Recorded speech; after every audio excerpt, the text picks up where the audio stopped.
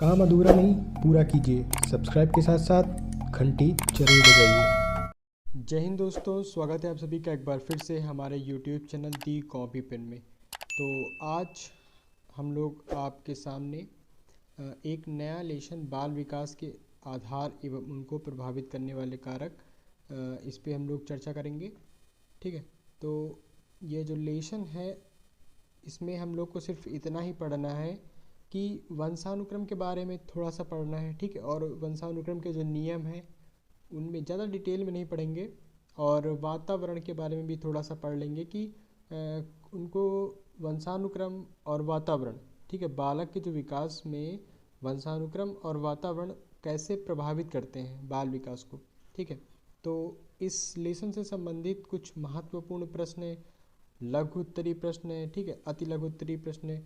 तो उनमें क्या है कि पहली बात तो ये है कि ये प्रश्न पत्र में पूछ लिए जाते हैं। ठीक है, आपको इनको ज़रूर पढ़ना है।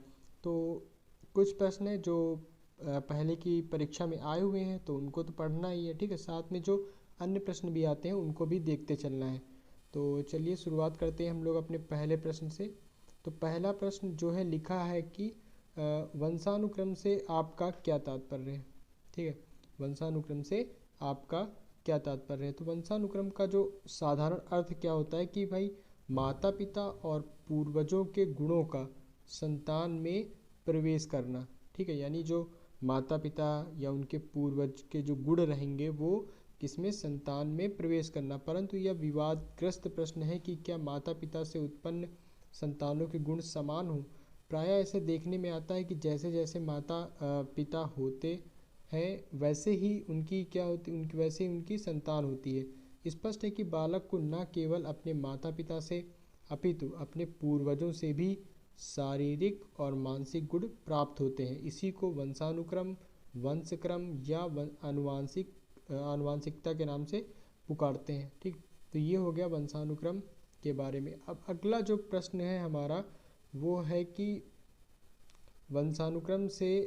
वंशानुक्रम का अर्थ क्या है। तो वंशानुक्रम का अर्थ क्या होता है कि साधारणतः लोगों का विश्वास होता है कि माता पिता होते हैं, जैसे माता पिता होते हैं वैसे उनकी संतान होती है। ये एक साधारणतः लोग ऐसा सोचते हैं। ठीक, इसका अर्थ यह हुआ कि ये बच्चे का रंग रूप, आकृति, विद्वता आदि माता पिता के समान होते हैं। दूसरे शब्दों में उसे अपने माता पिता के शारीरिक और मानसिक गुण प्राप्त होते हैं। उदाहरण के तौर पर आप कह सकते हैं कि माता पिता विद्वान है तो उनका बच्चा भी विद्वान होगा। पर आपने यह भी देखा होगा कि विद्वान माता पिता का बच्चा मूर्ख और मूर्ख माता पिता का बच्चा विद्वान होता है। इसका कारण यह भी है कि बच्चे को न केवल अपने माता पिता से वरन उनसे पहले के पूर्वजों से भी अनेक शारीरिक और मानसिक गुण प्राप्त होते हैं। इसी को वंशानुक्रम, ठीक, पैतृकता, आनुवंशिकता आदि नामों से जानते हैं। यहाँ पे वुडवर्थ का कथन है कि वुडवर्थ ने क्या कहा है इसके बारे में कि वंशानुक्रम में सभी कारक आ जाते हैं जो व्यक्ति में जीवन आरंभ के समय उपस्थित होते हैं, अर्थात जन्म से लगभग 9 माह पूर्व उपस्थित होते हैं। ठीक, तो ये हो गए वुडवर्थ ने जो कहा। आगे एक इम्पॉर्टेंट लाइन लिखी हुई है, देखते हैं यहाँ पे। ठीक है, नीचे लिखा हुआ है कि भाई मनुष्य में 23 जोड़े गुणसूत्र के ये होते हैं, इनको आप याद कर लीजिए। वंशानुक्रम के जो वाहक होते हैं वो जीन्स होते हैं, ये भी आप याद कर लीजिए। और मनुष्य में 23 जोड़े गुणसूत्र के होते हैं। ठीक, आगे हम लोग जो अगला प्रश्न है हमारा उस पर चर्चा करेंगे। लिखा है कि वंशानुक्रम के नियम। ठीक, तो वंशानुक्रम के यहाँ पे जो नियम लिखे हुए हैं आप जानते होंगे कि पहला भाई समानता से, यानी समान से समान की उत्पत्ति। ठीक है, भिन्नता का नियम, प्रत्यागमन का नियम। तो पहला देखते हैं समान से समान की उत्पत्ति। ठीक, तो इस नियम से तात्पर्य ये है कि बुद्धिमान माता पिता के बच्चे बुद्धिमान, श्याम वर्ण माता पिता के बच्चे श्याम वर्ण होते हैं। परंतु कभी कभी इसका अपवाद भी मिलता है कि गौर वर्ण माता पिता की संतान काली होती है। इसकी व्याख्या भिन्नता के नियम द्वारा की जाती है। आगे भिन्नता का नियम है। इसमें क्या है कि बच्चे अपने माता पिता की सत्य प्रतिकृति नहीं हुआ करते, इस भिन्नता का कारण माता पिता के बीज कोषों की विशिष्टताएं हुआ करती हैं। बीज कोषों के अंदर जीन्स होते हैं जो आपस में भिन्न होने के कारण ऐसी संतानों को जन्म देते हैं। प्रायः देखा जाता है कि एक ही माता पिता कभी गोरी संतान को तो कभी काली संतान को जन्म देती है। गोरे एवं काले का जो निश्चय उनके पित्रैक के संयोग से होता है। आगे जो लास्ट है वो है प्रत्यागमन। इसमें क्या होता है कि प्रतिभाशाली माता पिता की कम प्रतिभाशाली संतान होने की प्रवृत्ति और निम्न कोटि के संतान होने की प्रवृत्ति ही क्या होती है, प्रत्यागमन होती है। कि प्रतिभाशाली माता पिता की कम प्रतिभाशाली संतान होने की प्रवृत्ति और निम्न कोटि के संतान होने की प्रवृत्ति ही प्रत्यागमन होता है। ठीक, प्रकृति का नियम यह है कि यह विशिष्ट गुणों के बजाय सामान्य गुणों को अधिक वितरण करके एक जाति के प्राणियों की एक ही स्तर पर रखने का प्रयास करती है। इस नियम के अनुसार बच्चे अपने माता पिता के विशिष्ट गुणों का त्याग करके सामान्य गुणों को ग्रहण करते हैं। यही कारण है कि महान व्यक्तियों के पुत्र साधारणतया उनके समान महान नहीं होते हैं। तो अगला प्रश्न ये 2017 में आया भी हुआ है, चर्चा करते हैं इस पे। तो लिखा है बाल विकास पर वंशानुक्रम का प्रभाव। ठीक है, तो पहला है कि बच्चे की मूल शक्तियों का प्रमुख कारण उसका क्या होता है, वंशानुक्रम होता है। छात्र की बुद्धि वंशानुक्रम से ही निश्चित होती है और गुणवान प्रतिष्ठित माता पिता की संतान प्रतिष्ठा प्राप्त करती है। बच्चे के स्वभाव का प्रकटीकरण उनके माता पिता के स्वभाव के अनुकूल होता है। मीठा बोलने वाले माता पिता के बच्चे भी मीठा बोलने वाले होंगे। बच्चे की महानता का कारण उनका वंशानुक्रम है। बच्चे का कद, वर्ण, वजन, स्वभाव आदि, मानसिक शांति आदि वंशानुक्रम पर आधारित होते हैं। ठीक, और लास्ट पॉइंट है कि भाई बच्चे का शारीरिक गठन एवं शरीर की बनावट उसके वंशजों पर निर्भर करती है। ठीक, तो ये हमारे कुछ प्रश्न थे। अब हम लोगों ने अभी वंशानुक्रम पे बात कर ली थी, अब वातावरण पे बात करेंगे। ठीक, तो वातावरण का मतलब तो आप लोग समझते ही होंगे। सिंपल सा मतलब है कि वातावरण एक प्रकार से जैसे पर्यावरण। ठीक, तो उसी अर्थ में हम लोग इसको पढ़ते हैं कि मनुष्य को छोड़कर जो कुछ भी वातावरण या परिस्थिति, मनुष्य को छोड़कर जो कुछ भी है उसे क्या कहते हैं, वातावरण या परिस्थिति, इन्वायरमेंट। देखिए यहाँ पे लिखा हुआ है। तो वातावरण सिर्फ मनुष्यों के साथ ही संबंधित नहीं, इसका संबंध जड़ चेतन के साथ भी रहता है। वातावरण या पर्यावरण से हमारा तात्पर्य केवल भौतिक वातावरण से नहीं, इससे बाहर या मनुष्य के चारों ओर जो कुछ भी मनुष्य के अस्तित्व में सहायक है वह सब हमारा वातावरण है। इस प्रकार वातावरण प्राकृतिक या सांस्कृतिक तत्वों से मिलकर बना होता है। ठीक है, ये तो हो गया। और इस वातावरण के अनुकूलन से ही मनुष्य का जीवन बना रहता है। यदि मनुष्य के पर्यावरण में अंतर आता है तो उसके जीवन में भी अंतर आ जाता है। तो दो शब्द पर्यावरण जो होता है वो परिधन आवरण से मिलकर बना होता है। परि का क्या अर्थ होता है, चारों ओर, और आवरण का अर्थ क्या होता है, ढकने वाला। ठीक, तो व्यक्ति के भाई चारों ओर जो कुछ भी है उसका पर्यावरण है, ये हो गया। और यहाँ पे कुछ वातावरण से संबंधित परिभाषाएं हैं। ठीक है, पहला है वुडवर्थ। तो वातावरण में वे तत्व आते हैं जिन्होंने व्यक्ति को जीवन आरंभ करने के समय से प्रभावित किया। ठीक है, बाकी रॉस महोदय ने भी कहा है, जिम्बर्ट ने कहा, वीडियो पॉज करके यहाँ से पढ़ सकते हैं रॉस महोदय ने क्या कहा, जिम्बर्ट ने क्या कहा है, बोरिंग और लैंगफील्ड तथा विल्डे ने क्या कहा है। ठीक है, ये आप चाहे तो स्क्रीनशॉट ले सकते हैं इसका और यहाँ से पढ़ सकते हैं। आगे हम लोग बात करेंगे कि बाल विकास के संदर्भ में वातावरण से आप क्या समझते हैं, और बाल विकास के संदर्भ में वातावरण से आप क्या समझते हैं, और बाल विकास पर वातावरण का क्या प्रभाव पड़ता है। तो पहले हम लोग देखेंगे मानसिक विकास पर क्या प्रभाव पड़ता है। तो भाई बच्चे का मानसिक विकास सिर्फ बुद्धि से ही निश्चित नहीं होता। ठीक है, उचित पर्यावरण की भी आवश्यकता होती है। उचित सामाजिक सांस्कृतिक वातावरण न मिलने पर मानसिक विकास की जो गति होती है वो धीमी हो जाती है। ठीक है, ऐसे ही हम लोग अब अपने अगले प्रश्न पर बात करेंगे कि भाई पहला तो हो गया, अब दूसरा करते हैं कि भाई व्यक्तित्व पर प्रभाव। ठीक है, अच्छे रहन सहन का व्यक्तित्व पर विशेष प्रभाव पड़ता है। बुद्धि का प्रभाव क्या होता है कि भाई बच्चे को उत्तम और स्वस्थ स्वास्थ्य में रखने पर उसकी बुद्धि लब्धि में वृद्धि होती है। जुड़वा बच्चों पर प्रभाव, जुड़वा बच्चों में आयु बढ़ने के साथ साथ शारीरिक विषमता का कारण वातावरण का प्रभाव भी अधिक उत्तरदायी होता है। जुड़वा बच्चे गुणों में समान होने पर भी अलग अलग वातावरण में रखने पर भिन्न भिन्न गुणों वाले और बुद्धि लब्धि में भिन्न हो जाते हैं। बच्चे का बहुमुखी प्रभाव, तो बालक के शारीरिक, मानसिक, सामाजिक, संवेगात्मक आदि विकास पर भी किसका, वातावरण का प्रभाव पड़ता है। और ऐसे ही विद्यालय का प्रभाव भी है। ठीक, आगे जो हमारा प्रश्न है वो है कि भाई बालक के वातावरण को प्रभावित करने वाले तत्व या बाल विकास के वातावरण को प्रभावित करने वाले कौन से तत्व हैं। तो इसमें भाई पारिवारिक वातावरण आ जाता है।